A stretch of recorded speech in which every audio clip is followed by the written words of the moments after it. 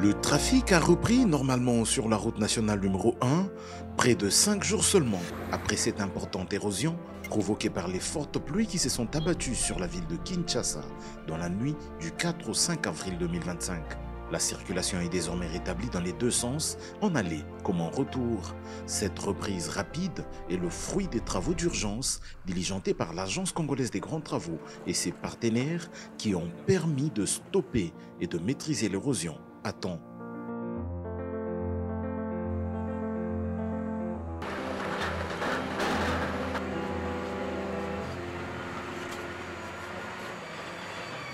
Jeudi 10 avril 2025, le constat sur le lieu démontre d'une amélioration significative des travaux. La route est hors danger, notamment grâce aux travaux de rechargement qui s'y font, afin d'agrandir et de stabiliser la zone qui a vécu la menace. Rien à voir avec la situation alarmante d'il y a 5 jours.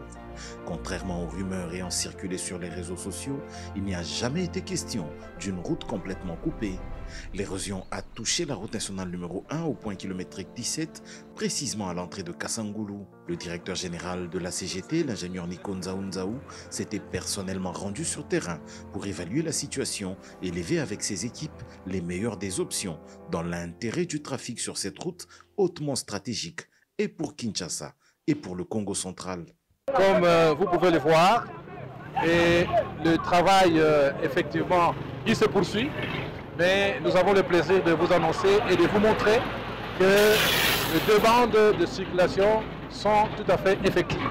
Donc voilà la bonne nouvelle que vous pouvez remarquer vous-même. Il y a les véhicules venant de Matadi et ceux venant de Kinshasa et ils sont permis de nous mettre au milieu pour montrer effectivement qu'il y a bien la circulation entre les deux bandes.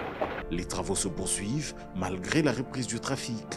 Les équipes restent mobilisées notamment sur le remblayage et la consolidation de la plateforme afin de stabiliser durablement la chaussée. Un système de digue renforcé avec des moellons et du gravier de calibre 8,15 est actuellement utilisé pour contenir cette érosion. Dans le cadre des actions à long terme, il est prévu de construire un collecteur d'environ 350 mètres de long allant de la RN1 jusqu'à la rivière qui traverse la zone. La CGT veille à un suivi rigoureux des travaux avec un déploiement conséquent d'ingénieurs, même de nuit, pour garantir le respect des normes techniques.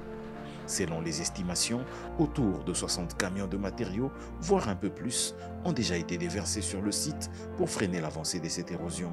Cependant, la route nationale numéro 1 reste très fragile. Ici, à Sonabata, village d'origine de feu Luambo Makiadi, une nouvelle tête d'érosion s'est manifestée.